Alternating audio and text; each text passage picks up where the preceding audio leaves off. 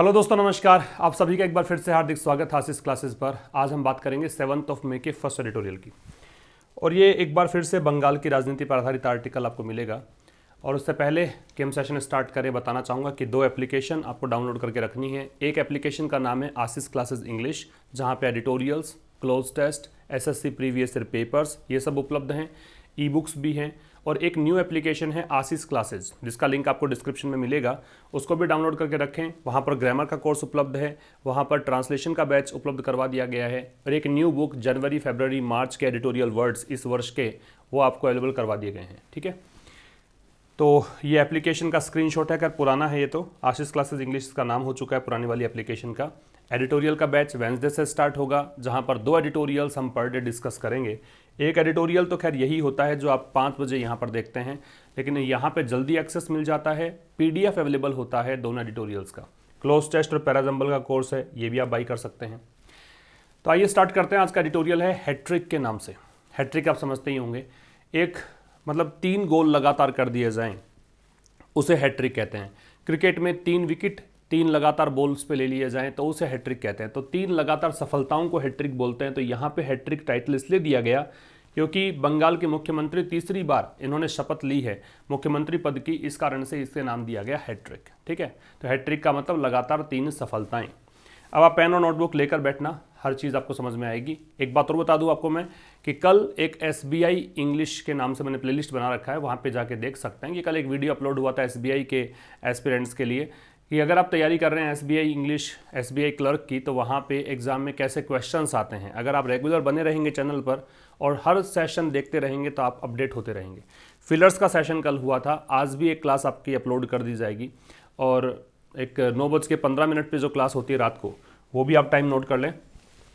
Night में 9:15 ये एक लाइव क्लास रहती है आपकी। इस लाइव क्लास में हम बिजनेस आर्टिकल डिस्कस करते हैं फाइनेंशियल एक्सप्रेस से। साथ में एक क्वेश्चन भी मैंने कल दिया था इसके अंदर। तो लाइव क्लास में जुड़े रहें ताकि आप यहाँ बहुत सारी चीज़ें आपको वो मिलेंगी जो बैंकिंग के लिए बहुत इंपॉर्टेंट है। और ये सेशन SSC के लिए भी इंपॉर्टेंट है। तो हर एग्जाम वालों के लिए, अंग्रेजी जिनको अपडेट करनी है, अंग्रेजी जिनको बढ़िया अपग्रेड करनी है, उनके लिए बहुत इंपॉर्टेंट सेशन सारे हो रहे हैं। तो देखिए स्टार्ट करते हैं। जो भी येलो कलर में है अंडरलाइन पार्ट है वो सब सब्जेक्ट्स हैं, ये तो आप समझते ही हैं। तो ममता बनर्जी वॉज स्वॉर्न इन, ये जो है स्वॉर्न, ये पैसिव वॉइस का वाक्य है, इस कारण से वॉज स्वॉर्न यहाँ पे दे रखा है। तो ममता बनर्जी को शपथ दिलाई गई, किस रूप में? As chief minister, chief minister के रूप में। यहाँ पे जो एज दे रखा है आपको, ये दे रखा है किस रूप में? प्रेपोजिशन के रूप में। एज जो होता है वो एक प्रेपोजिशन हो सकता है, एज जो है वो एक कंजंक्शन हो सकता है, और एज एक एडवर्ब भी हो सकता है। तो यहाँ पे एज है वो प्रेपोजिशन है। अगर आपको एज का मीनिंग ये मिले कि इस रूप में, तो वहाँ पे आप मान के चलना कि ये एक प्रेपोजिशन के रूप में आया है। ठीक है, तो ममता बनर्जी वो स्वॉर्न इन as chief minister. Mamata Banerjee को मुख्यमंत्री पद की शपथ दिलाई गई और वेस्ट बंगाल इस राज्य की for a 3rd consecutive term, लगातार तीसरे टर्म के लिए। कंसेक्यूटिव का मतलब सक्सेसिव, लगातार। ऑन वेंसडे, कब की बात है? बुधवार की। फॉलोइंग द रिजाउंडिंग विक्ट्री, और किसके बाद शपथ दिलाई गई? इस चीज के बाद। फॉलोइंग का मतलब इन द वेक ऑफ, है ना। फॉलोइंग के जगह पे आप एक फ्रेज यूज कर सकते हो, इन द वेक ऑफ, मतलब इसके चलते, इस कारण से, इसके अनुसरण में। रिजाउंडिंग विक्ट्री इनको मिली थी। रिजाउंडिंग का मतलब बहुत ही बड़ी जीत। यहां पे आप इसको मैसिव कह सकते हो, आप इसे इनॉमस कह सकते हो, ह्यूज कह सकते हो। बहुत बड़ी सफलता के बाद, और सफलता किसकी है? तृणमूल कांग्रेस की। तृणमूल कांग्रेस राजनीतिक पार्टी है, तो द का प्रयोग है कहां पर? असेंबली इलेक्शन में, विधानसभा चुनाव में। ठीक है, तो ममता बनर्जी को शपथ दिलाई गई चीफ मिनिस्टर की वेस्ट बंगाल की, लगातार तीसरे टर्म के लिए, वेंसडे को। और किसके बाद? जब तृणमूल कांग्रेस को असेंबली इलेक्शन में बहुत भारी भरकम जीत प्राप्त हुई उसके बाद। The TMC has one 213 seats. The TMC subject ये है, और द लग रखा है क्योंकि राजनीतिक पार्टी है। इसकी वर्ब हैज वन है, विन, वन, वन। वॉन नहीं पढ़ते, वन पढ़ते हैं। तो TMC ने जीती है कितनी? 213 सीट्स। कंपेयर टू किसकी तुलना में 77 स्वतंत्र की तुलना में। स्वतंत्र किसने जीती है? Won by its principal challenger, जो इसके मुख्य प्रतिद्वंदी के द्वारा जीती गई है और उसका नाम है बीजेपी। बीजेपी राजनीतिक पार्टी है, इसलिए द का प्रयोग है। तो टीएमसी ने 213 सीट जीती, किसके कंपैरिजन में? 77 के कंपैरिजन में। 77 कौन सा आंकड़ा है? ये वो सीटों का आंकड़ा है जो कि इसके मुख्य चैलेंजर के द्वारा जीती गई है, बीजेपी के द्वारा। प्रिंसिपल का मतलब यहाँ पे मुख्य है, अगर PAL के स्थान पर PLE होता तो फिर क्या होता? सिद्धांत। PAL है तो मुख्य, ठीक है। तो टीएमसी 47.9% वोट शेयर। टीएमसी का जो ये वोट शेयर है 47.9% is an all time high. तो ये शेयर है एन ऑल टाइम हाई का मतलब हो गया ये सबसे ज़्यादा शेयर रहा है अब तक का फॉर एनी पार्टी, किसी भी पार्टी के लिए। एंड नियरली एडवर्ब है, इसका मतलब लगभग 10% पॉइंट्स ज़्यादा हैं किससे? दैट ऑफ द बीजेपी से। ये जो दैट आ रहा है ये वोट शेयर के लिए आ रहा है और ये डेमोन्स्ट्रेटिव प्रोनाउन है, ठीक है। ये रिपीट ना करना पड़े वोट शेयर, इसलिए दैट का प्रयोग हमने किया है। तो टीएमसी का वोट शेयर कितना? 47.9%। ये सर्वाधिक है किसके लिए? किसी भी पार्टी के लिए। और लगभग 10% पॉइंट्स ज़्यादा हैं, मोर देन डिग्री कंपैरेटिव है किससे? बीजेपी के वोट शेयर से। द लेफ्ट कांग्रेस अलायंस, और लेफ्ट और कांग्रेस का जो गठबंधन है, drew a blank. Drew a blank का मतलब, ये ड्रॉ अ ब्लैंक की सेकेंड फॉर्म है, ड्रॉ की सेकेंड फॉर्म ड्रू की है। बी अनसक्सेसफुल या फिर फेल, तो ये असफल हो गया। अनदर फर्स्ट, और ये भी पहली बार हुआ in the electoral history of the state, इस राज्य के चुनावी इतिहास में। इलेक्टोरल मतलब इलेक्शन से संबंधित, ठीक है। ये भी पहली बार हुआ है कि भाई लेफ्ट को कोई सीट नहीं मिली, कांग्रेस को कोई सीट नहीं मिली, मतलब कहें कि इन्होंने ये असफल रहे। तो लेफ्ट और कांग्रेस जो हैं, ये जो अलायंस है ये असफल रहे, और ये भी पहली बार हुआ है इलेक्टोरल हिस्ट्री में देश के, मतलब इस राज्य के। The sheen of the TMC, sheen का मतलब शाइन है, चमक को बोलते हैं शीन। नाउन है क्योंकि डिटर्मिनर के बाद दे रखा है। शाइन कह सकते हो, ग्लीम कह सकते हो, बर्निश कह सकते हो, पॉलिश कह सकते हो। तो ये होता है चमक। तो चमक किसकी? टीएमसी के एस्टाउंडिंग सक्सेस। एस्टाउंडिंग का मतलब वंडरफुल, सरप्राइजिंग, एस्टोनिशिंग। तो टीएमसी की अद्भुत सफलता की चमक जो है हैज़ बीन समवॉट डीम्ड, ये चमक, अब इस चमक के लिए वर्ब दे दी यहाँ पे हैज़ बीन, और बीन के साथ थर्ड फॉर्म है तो पैसिव वॉइस है। ये कुछ हद तक, ये समवॉट है वो एडवर्ब है भाई। सम जो होता है वो डिटर्मिनर होता है, समवॉट होता है वो एडवर्ब होता है। तो ये कुछ हद तक फीकी कर दी गई। डिम का मतलब है फेड करना, फेड या डल। तो इस चमक को फीका कर दिया गया किसके द्वारा? हिंसा के द्वारा। हिंसा जो है, वायलेंस है, वो एब्स्ट्रैक्ट नाउन है, बाई प्रेपोजिशन है। Attributed largely to its cadres, और इसका श्रेय किसको, इसका दोष किसको? तो श्रेय देना या दोष देना, इनके लिए एट्रीब्यूट का यूज करते हैं। एट्रीब्यूट का मतलब होता है एस्क्राइब, या फिर आप इसे कह सकते हो क्रेडिट, या फिर आप इसे कह सकते हो ब्लेम। तो ये सारे मीनिंग हैं। अच्छे काम के लिए श्रेय, तो एट्रीब्यूट का मतलब एस्क्राइब, क्रेडिट मान लो। बुरे काम का दोष लगाना है तो फिर ब्लेम या इम्प्यूट मान लो, इम्प्यूट भी कर सकते हो। तो इसका बड़े स्तर पर दोष लगाया गया, मतलब दोषी कौन है इसके कैडर्स। कैडर्स का मतलब यहाँ पे इस पार्टी के काम करने वाले कार्यकर्ता की बात है। दैट हैज क्लेम्ड, और ये दैट आ रहा है इस हिंसा के लिए। इस हिंसा ने यहाँ पे क्लेम्ड एटलीस्ट 14 लाइव्स, मतलब इस हिंसा से 14 जिंदगियां चली गई। Since the counting of votes on Sunday, कब से? जब से संडे को वोटों की काउंटिंग हुई थी तब से लेकर अब तक, ठीक है। यहां तक की अगर बात करें तो जो चमक है टीएमसी की इस अद्भुत सफलता की, वो चमक कुछ हद तक फीकी पड़ गई है हिंसा के द्वारा। वो हिंसा जो कि इस पार्टी के कार्यकर्ताओं ने की है, टीएमसी के कार्यकर्ताओं ने की है, और इस हिंसा के कारण यहाँ पे कम से कम 14 जिंदगियां चली गई हैं। कब से? जब से इसकी काउंटिंग यहाँ पे वोटों की हुई थी संडे को। समझ में आ गया होगा। तो शीन सब्जेक्ट था, हैज़ बीन डीम्ड इसकी आपका वर्ब है, और समवॉट एडवर्ब है। एट्रीब्यूट है वो वर्ब है, और एट्रीब्यूट का मतलब बता दिया मैंने, एट्रीब्यूट में टू लगता है, ये भी ध्यान रखेंगे। एस्टाउंडिंग है वो एडजेक्टिव है। दैट है वो रिलेटिव प्रोनाउन है, इसका संबंध वायलेंस से है। और आप पूछेंगे कि वायलेंस से कैसे, इससे क्यों नहीं, क्योंकि देखो ये एक एडिशनल इन्फॉर्मेशन वो कॉमा से कॉमा के बीच दे रखी थी, तो फिर इसका संबंध वायलेंस से हो गया। वायलेंस को देखकर हैज़ है, और फिर क्लेम्ड थर्ड फॉर्म हो गई, और बाकी सब पता लग गया। ट्रू, सच है ये बात कि टीएमसी वर्कर्स है ऑल्सो बीन किल्ड, कि टीएमसी के कार्यकर्ताओं को भी मारा गया। ये भी पैसिव वॉइस है। टीएमसी वर्कर्स यहाँ पे पैसिव वॉइस है, तो इसका मतलब ऑब्जेक्ट है, लेकिन इस सेंटेंस का सब्जेक्ट है। हैव ऑल्सो बीन किल्ड, इनको भी मारा गया, पैसिव वॉइस हो गया। अब देखो ऑल्सो का प्रयोग दे रखा है हेल्पिंग वर्ब के बाद में, तो ऑल्सो का प्रयोग हेल्पिंग वर्ब होने पर हेल्पिंग वर्ब के बाद में, मैन वर्ब होने पर मैन वर्ब से पहले, सेंटेंस के स्टार्ट में भी लग सकता है, is am are was verb के बाद में भी लग सकता है। तो ये कुछ चीजें होती हैं, ध्यान रखेंगे। तो ये सच है कि टीएमसी वर्कर्स है उनको मारा गया, but as the ruling party, लेकिन एक रूलिंग पार्टी के रूप में, रूलिंग सत्तारूढ़ पार्टी, जो सत्ता में है पार्टी, टीएमसी की बात कर रहा है। द ओनस, ओनस का मतलब है जिम्मेदारी, रेस्पॉन्सिबिलिटी, लेकिन सत्तारूढ़ पार्टी के रूप में जिम्मेदारी है वो किस पर है, इस पर है, on it to end the violence, की वो हिंसा को खत्म करे। तो टीएमसी, ये सच है कि टीएमसी के वर्कर्स को भी मारा गया, लेकिन रूलिंग पार्टी के रूप में जिम्मेदारी टीएमसी की ही बनती है कि वो हिंसा को खत्म करे। इट इज रीअश्योरिंग, ये पुनः आश्वस्त करने वाली बात है, रीअश्योरिंग पुनः आश्वस्त करना। दैट कंजंक्शन है कि मिस बनर्जी, कोई भी महिला सेलिब्रिटी हो उससे पहले मिस लगता है, मिस या मिसेज नहीं लगाते हैं। Irrespective of her marital status, whether she is married or not, आपको मिस का प्रयोग ऑनरिफिक वर्ड के रूप में करना है, as far as any celebrity is concerned. Has promised after taking oath, oath का मतलब शपथ होता है, तो ये पुनः आश्वस्त करने वाली बात है कि मिस बनर्जी जो हैं उन्होंने वादा किया है, क्या, ओथ लेने के बाद, शपथ लेने के बाद। दैट कंजंक्शन है कि ending the violence and controlling the pandemic, की हिंसा का अंत करना और पेंडेमिक को कंट्रोल करना, वर हर प्रायोरिटीज, इन्होंने कहा कि ये उनकी प्राथमिकताएं हैं। ठीक है, अब चूंकि यहाँ पे कहा प्रॉमिस किया है, हालांकि यहाँ पे आना चाहिए था आर ही, क्योंकि हैज प्रॉमिस दे रखा है, ये प्रेजेंट का ही दे रखा है आपको, मैन जो क्लॉज है इसका, इसलिए यहाँ पे वर नहीं होना चाहिए था। वर तब लगता जब प्रॉमिस्ड यहाँ पे होता, हैज नहीं होता, समझ रहे हो, तो गलत दे रखा है, आर होना चाहिए।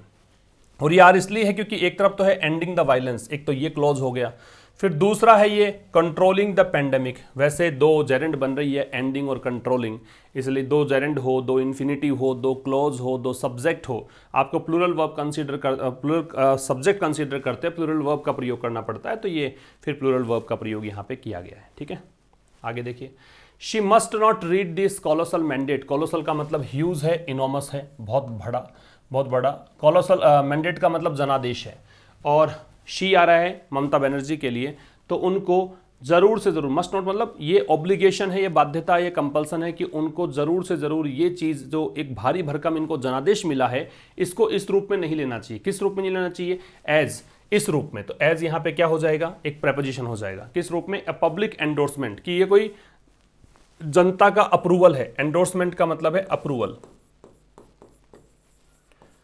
कि जनता ने कोई सपोर्ट किया है, सपोर्ट भी कह सकते हो एंडोर्समेंट।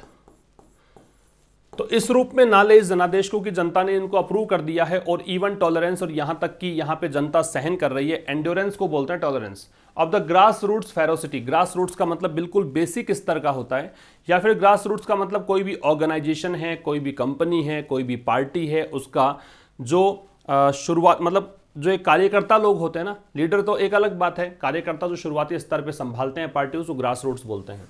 फेरोसिटी का मतलब क्रूरता है, क्रूएल्टी कह सकते हो, क्रूएल्टी, सेवेजरी कह सकते हो। ठीक है, तो ये है पशुता, बारबेरिटी, बारबेरिटी कह सकते हो। फिर ऑथोरिटेरियनिज्म का मतलब क्या है, इसका मतलब डिक्टेटरशिप है, डिक्टेटरशिप, तानाशाही को बोलते हैं। तो कह रहा है कि भाई she must not read this colossal mandate, तो उन्हें, ममता बनर्जी को, ये जो भारी भरकम जनादेश मिला है, इसको इस रूप में ना लें कि लोगों ने स्वीकार कर लिया है, या फिर इवन टॉलरेंस, या फिर इसको आप ऐसे ना लें सहनशीलता के रूप में ना लें कि भी ग्रास रूट्स फेरोसिटी, जो पार्टी कार्यकर्ताओं के द्वारा यहाँ पे क्रूरता की जा रही है, या निरंकुशता या तानाशाही की जा रही है, दैट हैव बिकम हॉलमार्क्स। और ये दैट आ रहा है किसके लिए, इस ऑथोरिटेरियनिज्म और फेरोसिटी के लिए, चूंकि दो चीजें हो गई इस कारण से हैव है, जो कि बन चुकी हैं हॉलमार्क्स। हॉलमार्क्स का मतलब मार्क है, चिन्ह है, ठीक है, या कैरेक्टरिस्टिक है, विशेषता, कैरेक्टरिस्टिक। तो आप इस रूप में ना लें कि भाई ये जो चीजें हैं, ये मतलब अब इनकी पार्टी का, हर पार्टी मतलब ममता बनर्जी की पार्टी टीएमसी की, ये एक विशेषता बन चुकी है, समझ रहे हो। तो उन्हें इस कोलोसल मैंडेट को इस रूप में नहीं लेना चाहिए कि पब्लिक अप्रूवल मिल गया है इनको, या फिर यहाँ even tolerance of the grass roots ferocity, या फिर इस रूप में नहीं लेना चाहिए कि इनके पार्टी कार्यकर्ता कुछ भी करेंगे, क्रूरता करेंगे, तानाशाही करेंगे, जो कि इनके पार्टी के हॉलमार्क्स या कैरेक्टरिस्टिक बन चुके हैं। Miss Banerjee's personal responsibility, miss Banerjee की व्यक्तिगत जो जिम्मेदारी है, इज हाई, वो काफ़ी ज़्यादा है, कंसिडरिंग, इसको देखते हुए, प्रेजेंट पार्टिसिपल है, that people repose their trust, कि लोगों ने अपना विश्वास दिखाया। रिपोज का मतलब है विश्वास रखना, वैसे रिपोज का रेस्ट करना भी होता है, ये कल के एडिटोरियल में भी था। रिपोज का मतलब है बी कैप्ट, और जनरली ये विश्वास के लिए यूज़ कर रहे हैं हम। तो कह रहा है कि ममता बनर्जी का जो पर्सनल रेस्पॉन्सिबिलिटी है वो काफ़ी ज़्यादा है। इस बात को ध्यान में रखते हुए कि लोग जो हैं, लोगों ने अपना विश्वास दिखाया था उनमें, डेस्पाइट का मतलब के बावजूद, ये प्रेपोजिशन है, इसके बाद में ऑफ नहीं लगता है, ठीक है, याद रखें कि इसके बावजूद कि the high handedness, high handedness का मतलब निरंकुशता को बोलते हैं। मतलब ये जो हमने ऑथोरिटेरियनिज्म पढ़ा ना, वही चीज़ है ये। डिक्टेटरशिप आप कह सकते हो, ऑटोक्रेसी कह सकते हो, डेस्पोटिज्म कह सकते हो, ये सब निरंकुशता है। तो कह रहे इस चीज़ के बावजूद कि लोकल टीएमसी लीडर्स की निरंकुशता है, स्थानीय टीएमसी के नेताओं की निरंकुशता के बावजूद लोगों ने अपना विश्वास उनमें दिखाया। The burden on her is heavy, अब कह रहा है कि उन पे जो बोझ है, भार है, बर्डन का मतलब भार, ऑन हर, उन पर, वो काफ़ी भारी है, and she has a tough act, और उनको बहुत मुश्किल काम करना है, to do in reining in, rein का मतलब होता है कंट्रोल करना, रेन में इन लगता है प्रेपोजिशन, रेन का मतलब कंट्रोल करना। तो कह रहा है कि उनको यहाँ पे बड़ा मुश्किल काम करना है, किस चीज़ का, लगाम कसने को बोलते हैं रेन इन, तो ब्राइडल भी कह सकते हो इसको, लगाम कसना, कंट्रोल करना। तो मुश्किल काम क्या है, उनकी खुद की पार्टी पे लगाम कसनी है इनको, ये मुश्किल काम इनको करना है। शी सब्जेक्ट है, हैज इसकी वर्ब है। आगे देखिए, एज मच एज, अब यहाँ पे जो एज है वो एडवर्ब है। तो याद रखें, जब भी एज का प्रयोग आप करेंगे तुलना करने के लिए, जैसे as much as, as intelligent as tall as, इस प्रकार से, तो एज होगा adverb. As much as the Bengal verdict, verdict का मतलब निर्णय है, तो जहां तक कि बंगाल का जो निर्णय है इज इन फेवर, वो पक्ष में है ऑफ द टीएमसी के, तो जितना ये टीएमसी के पक्ष में है बंगाल का निर्णय, it is also against the BJP, तो ये उतना ही बीजेपी के विरोध में भी है, which did not want to take an organic route, which यहाँ पे बीजेपी के लिए, जिसने डिड नॉट वांट नहीं चाहा, पास्ट सिंपल है, टू टेक लेना, एन ऑर्गेनिक रूट, ऑर्गेनिक का मतलब यहाँ पे नेचुरल मान सकते हो, बिल्कुल सहज मार्ग, नेचुरल, या फिर इसका मतलब विकासशील भी होता है, डेवलपिंग कह सकते हो, प्रोग्रेसिंग कह सकते हो, ठीक है।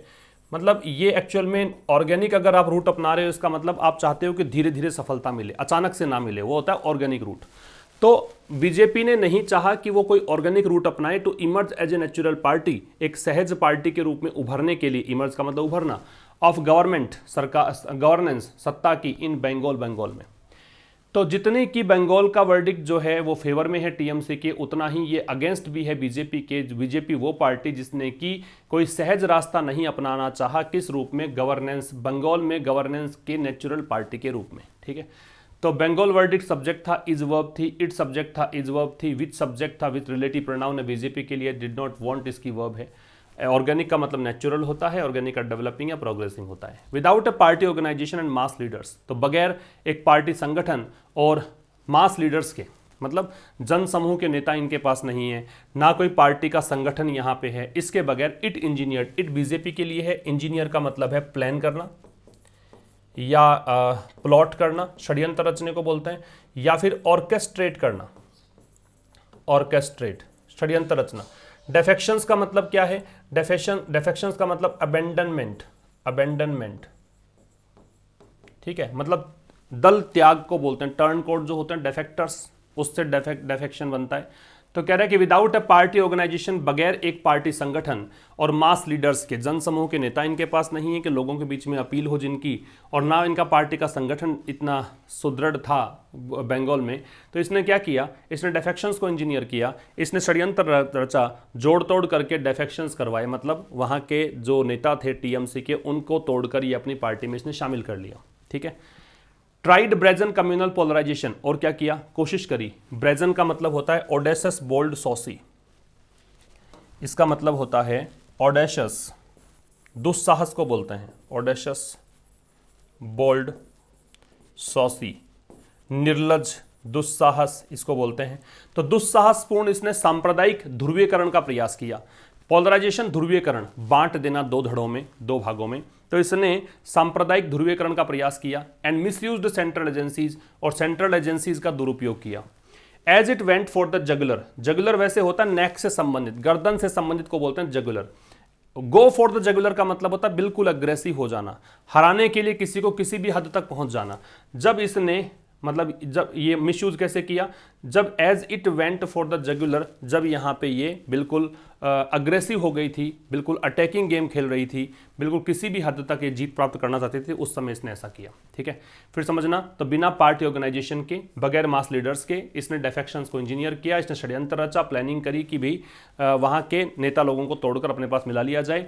इसने बड़ी बेशर्मीपूर्ण, बड़ी निर्लजतापूर्ण या दुस्साहस इसने किया कि कम्युनल पोलराइजेशन का प्रयास किया, सांप्रदायिक ध्रुवीकरण का प्रयास किया और सेंट्रल एजेंसीज का प्रयोग किया। कब? जब ये बिल्कुल अग्रेसिव हो गई थी, मतलब हराने के लिए किसी भी हद तक जाना, वो होता है गो फॉर द जगुलर, मतलब सीधा प्रतिद्वंदी गला पकड़ लेना, गले से संबंधित जगुलर है, तो इस तरीके से फ्रेज बनी है। It's bombast and hubris. Bombast का मतलब है पॉम्पोसिटी, मतलब कहें कि बड़े बड़े भाषण, बड़े बड़े बोल। ह्यूब्रिस का मतलब है वैनिटी या फिर एरोगेंस, घमंड, प्राइड। तो इसका किसका? बीजेपी का। बीजेपी के बड़े बड़े बोल और उनका जो घमंड है वर आउट ऑफ टच, वो मतलब बिल्कुल समझ में नहीं आए। आउट ऑफ टच का मतलब है मेल नहीं खाया वो चीज़ों से। With the sensibilities of the Bengalis, Bengalis जो बंगाल के लोग हैं उनकी जो सेंसिबिलिटीज़ हैं, उनकी जो संवेदनाएं हैं, उनके साथ इन चीज़ों ने मेल नहीं खाया। आउट ऑफ टच मतलब बेमेल हो गया, इनकॉन्ग्रुअस हो गया, इनअप्रोप्रिएट लगा। जो वो लोग सोचते थे और इनका सोचना है बिल्कुल अलग अलग था, कहने का मतलब ये है। ठीक है, its growth from 3 seats in 2016 to its current tally its is impressive. इनकी जो ग्रोथ है बीजेपी की कि 3 सीटों से 2016 में 3 सीट मिली थी इनको, और अब जो वर्तमान टेली है वहां तक स्वतंत्र तक पहुंचना इज इंप्रेसिव, ये काफी प्रभावशाली है। तो ग्रोथ को देखकर इज है, इंप्रेसिव यहाँ पे एडजेक्टिव है। तो इसकी जो ग्रोथ है इट्स पॉजिटिव एडजेक्टिव है, ग्रोथ नाउन है। तो इसकी जो ग्रोथ है बीजेपी की कि 3 सीटें 2016 में मिली थी और अब वर्तमान टेली पे पहुंचना जो है, स्वतंत्र तक पहुंचना जो है, ये इंप्रेसिव है। The BJP must now pause, pause का मतलब थोड़े समय के लिए रुकना। बीजेपी को अब जरूर से कुछ समय के लिए रुकना चाहिए एंड रीथिंक, और फिर से सोचना चाहिए इट्स स्ट्रेटजी, अपनी रणनीति के बारे में, फॉर द पाथ, उस रास्ते के बारे में जो रास्ता आगे तय करना है। ठीक है, अहेड का मतलब आगे। तो बीजेपी सब्जेक्ट है, मस्ट यहाँ पे आपका मॉडल ऑक्सिलरी वर्ब है, नाउ है एडवर्ब, पोज है मैन वर्ब। तो बीजेपी को अब जरूर से जरूर थोड़े समय रुकना चाहिए और रीथिंक और वापस सोचना चाहिए कि अपनी रणनीति के बारे में, रणनीति किसकी, रास्ते की, वो रास्ता जो आगे है। Its attempts to give a communal colour, इसका जो प्रयास है, किसका? बीजेपी का। किसका प्रयास? एक कम्युनल कलर देने का, सांप्रदायिक रंग देने का, to condemnable political violence. Condemnable निंदनीय, इसको लिख लीजिए रिप्रेहेंसिबल, रेप्रेहेंसिबल, निंदनीय। ठीक है, तो इसका जो प्रयास है सांप्रदायिक रंग देने का, किस चीज को? कंडेमेबल पॉलिटिकल वायलेंस को, जो निंदनीय राजनीतिक हिंसा हुई उसको इंडिकेट्स। तो ये जो प्रयास है इसके, अब यहाँ पे इंडिकेट्स नहीं आना चाहिए, यहाँ पे इंडिकेट आना चाहिए क्योंकि अटेम्प्ट्स प्लूरल है। तो ये इंडिकेट करता है दैट की the BJP is not open to that, कि बीजेपी अभी कंसीडर करने को तैयार नहीं है। ओपन टू समथिंग का मतलब है you are not ready to consider something, आप किसी चीज को सोचने विचारने के लिए तैयार नहीं है, वो है ओपन टू समथिंग। ठीक है, तो बीजेपी सब्जेक्ट है, इज इसकी वर्ब है। If it wants to be a truly national party, यदि इट आ रहा है बीजेपी के लिए प्रोनाउन, यदि ये चाहती है क्या? बनना एक वास्तविक राष्ट्रीय party, the BJP must be respectful of, तो बीजेपी को यहाँ पे सम्मान करना पड़ेगा इंडियाज, भारत के regional, religious and cultural diversities, क्षेत्रीय, धार्मिक और सांस्कृतिक विविधताओं का। कल्चरल, सांस्कृतिक, रिलीजियस, धार्मिक, रीजनल, क्षेत्रीय सब एडजेक्टिव्स हैं, डाइवर्सिटीज नाउन है। ठीक है, तो यदि ये एक राष्ट्रीय पार्टी वास्तव में बनना चाहती है तो इसको यहाँ पे सम्मान करना पड़ेगा भारत के क्षेत्रीय, धार्मिक और सांस्कृतिक विविधताओं का।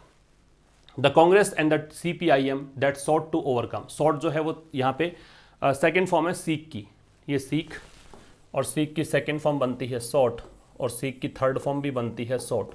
तलाशना, चाहना, मांगना, ये इसके मतलब होते हैं। तो कांग्रेस और CPIM दोनों राजनीतिक पार्टी है, दै का प्रयोग है।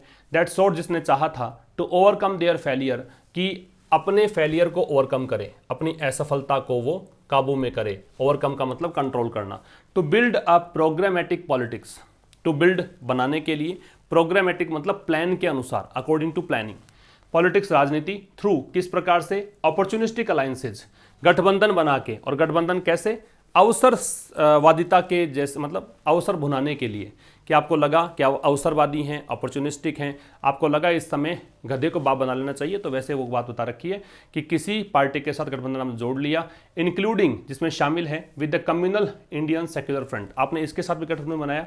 मस्ट ऑल्सो नाउ लर्न, तो अब इनको यहाँ पे सोचना सीखना पड़ेगा that there are no shortcuts in politics, राजनीति में कोई शॉर्टकट्स नहीं है। और शॉर्टकट्स को देखकर यहाँ पे आर है, क्योंकि देयर से स्टार्ट है ये क्लोज, दैट यहाँ पे कंजंक्शन था, नया क्लोज स्टार्ट हुआ था, तो इन्वर्जन लग रहा है। तो कांग्रेस और सीपीआई-एम जिन्होंने कि चाहा था कि अपने फेलियर को वो ओवरकम करें, किस तरह से, मतलब किसके लिए, ताकि प्रोग्रामेटिक पॉलिटिक्स को निर्माण कर सकें, ताकि प्लानिंग के अनुसार राजनीति बना सकें, और किस माध्यम से बना सकें, माध्यम के लिए थ्रू लगता है अवसरवादितापूर्ण गठबंधन बना के, जिसमें कि इस पार्टी से गठबंधन भी इसने बनाया। तो अब इन दोनों को क्या करना चाहिए, इन दोनों को, दैट यहाँ पे जो आ रहा है ये रिलेटिव प्रोनाउन आ रहा है, ये इसके लिए आ रहा है, और इसकी वर्ब फिर शॉर्ट है, और इसकी जो वर्ब है वो यहाँ पे क्या आ जाएगी, मस्ट, ये इसकी वर्ब है, ठीक है। तो इनको जरूर से जरूर यहाँ पे ये सीखना पड़ेगा क्या, कि कोई शॉर्टकट्स नहीं है पॉलिटिक्स में। With the TMC raining supreme, अब रेन का मतलब है सुपर होना, सबसे ऊपर, रेन का मतलब शासन करना भी होता है, लेकिन रेन का मतलब यहाँ पे क्या है, बिल्कुल सुप्रीमेसी प्राप्त करना।